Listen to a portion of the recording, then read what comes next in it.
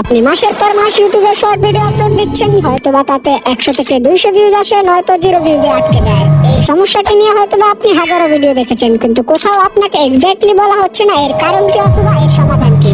আজকের এই ভিডিওতে আমরা আলোচনা করব কেন শর্ট ভিডিওতে 0 ভিউজ আটকে যায় এবং কিভাবে এটি ঠিক করতে হয়, এবং আপনার করা কিছু ভুল যার কারণে আপনার শর্ট ভিডিওতে ভিউজ হচ্ছে না। তাই ভিডিওটি একটু স্কিপ না করে ফুল ভিডিওটি দেখুন।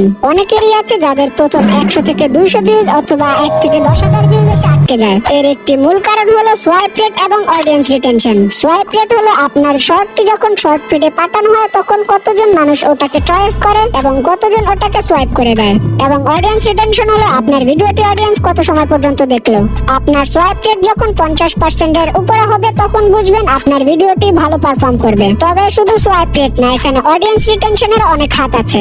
সোয়াইপ রেট বাড়ানোর জন্য আপনি মূলত আপনার শর্টে হুক ব্যবহার করতে পারেন। আপনার শর্টের প্রথম 2 সেকেন্ড এমন কিছু দেখান অথবা বলুন অথবা করুন যাতে অডিয়েন্সের আঙুল থেমে যায় ভিডিওটি দেখার জন্য, এবং পুরো ভিডিওতে ওই কিউরিসিটিটা বজায় রাখবেন যাতে আপনার অডিয়েন্স রিটেনশন বাড়ে। যখন ইউটিউব আপনার ভিডিওটি 10 জনের কাছে ইমপ্রেশন দেয় এবং সেখান থেকে মাত্র 2 জন লোক আপনার ভিডিওটি চয়েস করে এবং অল্প কিছু সময় দেখে আপনার ভিডিওটি স্কিপ করে দেয়, তখন আপনার ভিডিওর সোয়াইপ রেট এবং অডিয়েন্স রিটেনশন দুটোই কম থাকে, যার ফলে ইউটিউবের মনে হয় এই ভিডিওটা সামনে আর কোনো দর্শকদের দেখানো উচিত হবে না।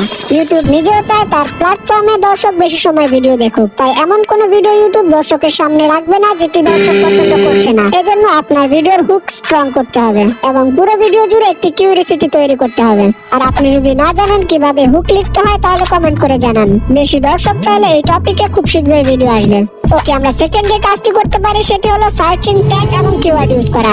অনেক সময় এমন হয় আপনি ভিডিও আপলোড দিলে ভিডিও ইউটিউব শর্ট ফিডে পাঠায় না, মানে আপনার শর্ট ভিডিওতে 0 ইমপ্রেশন দেখায়। সেই ক্ষেত্রে আপনি আপনার টাইটেল, ট্যাগ এবং ডেসক্রিপশনে এমন কিছু সার্চিং কিওয়ার্ড ইউজ করতে পারেন আপনার শর্ট রিলেটেড, যাতে আপনার ভিডিওটি সার্চ রেজাল্ট থেকে ভিউজ পায়। আর হ্যাঁ, এখানে উল্টাপাল্টা কোনো কিওয়ার্ড ইউজ করবেন না।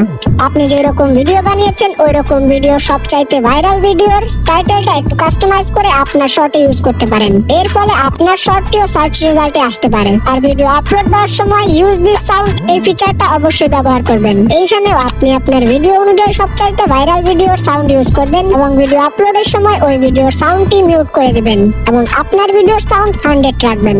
এর ফলে আপনার শর্টটি সাউন্ড ফিডে যাওয়ার অনেক বেশি চান্স থাকে, তাই আপলোডের সময় এই বিষয়গুলো অবশ্যই খেয়াল রাখবেন। ওকে, শর্টের ক্ষেত্রে আমরা 3 নম্বর যেই ভুলটি করে থাকি তা হলো লো কোয়ালিটি কন্টেন্ট। অনেকেই আছে যারা আমার কমেন্ট সেকশনে হাজার হাজার কমেন্ট করে ভরে ফেলে যে তাদের শর্ট ভিডিওতে ভিউজ হচ্ছে না। যখন আমি তাদের ভিডিও চেক দিতে যাই তখন তাদের ভিডিওর অবস্থা কিছুটা এরকম থাকে। এখন আপনি যদি আশা করেন এরকম কন্টেন্ট দিয়ে ইউটিউবে গ্রো করবেন তাহলে এটি আপনার স্বপ্ন থাকাই ভালো, কারণ ইউটিউবের অডিয়েন্স প্রতিনিয়ত আপডেট হচ্ছে। এখন মানুষ ভালো কন্টেন্ট ছাড়া দেখতেই চায় না, তাই সময়ের সাথে সাথে আপনার কন্টেন্টকেও আপডেট করা দরকার। এরকম যারা কমেন্টে গিয়ে বলেন যে আপনার ভিডিওতে কেন ভিউজ আসছে না, তারা সবার আগে নিজের ভিডিওর দিকে লক্ষ্য করবেন যে আপনি যদি অডিয়েন্স হতেন তাহলে কি আপনি এরকম কোয়ালিটির কন্টেন্ট দেখতে পছন্দ করতেন। এই প্রশ্নটি নিজের কাছে করে তারপর বলবেন যে আপনার ভিডিওতে কেন ভিউজ হচ্ছে না। তাই অযথা এরকম কমেন্ট না করে সবার আগে নিজের কন্টেন্টের উপরে ফোকাস করুন। শর্ট ভিডিওর ক্ষেত্রে আমরা 4 নম্বর যে মিস্টেকটি করে থাকি তা হলো মিক্স কন্টেন্ট। আপনাদের ভিতরে অনেকেই আছে যারা প্রথম অন্য কন্টেন্ট আপলোড দিতেন। যখন আমি অথবা অন্য কোনো ইউটিউবার কোনো ভাইরাল টপিকের উপরে চ্যালেঞ্জ ভিডিও করি, তখনই আপনি আপনার ওই চ্যানেলে আবার এই টপিকের উপরে ভিডিও দিতে থাকেন। এইভাবে যখন কোনো ভাইরাল টপিক আসে আপনি শুধু আপনার কন্টেন্ট চেঞ্জ করতে থাকেন, যার ফলে ইউটিউব অ্যালগরিদমের বুঝতে অসুবিধা হয় যে আপনি কোন ক্যাটাগরির উপরে ভিডিও বানান। তাই আপনার ভিডিওর ইমপ্রেশন ওই 0 পর্যন্তই আটকে থাকে।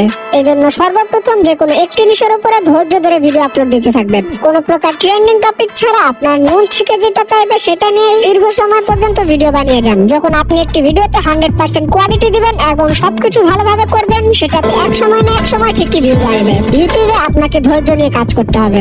ধৈর্য নিয়ে আপনি যত বেশি ভিডিও বানাবেন আপনার কন্টেন্ট কোয়ালিটি তত বেশি আপডেট হবে, আর আপনার কন্টেন্ট যত ভালো এবং ইউনিক হবে ততই আপনার ভিডিওতে ভিউজ আসার চান্স বেশি থাকবে। আপনার কন্টেন্ট কোয়ালিটি যদি ভালো না থাকে ইউটিউবে আপনি হাজারো ভাইরাল ভিডিও ট্রিক্স দেখে নেন, কোনোদিনও আপনার ভিডিওতে ভিউজ আসবে না।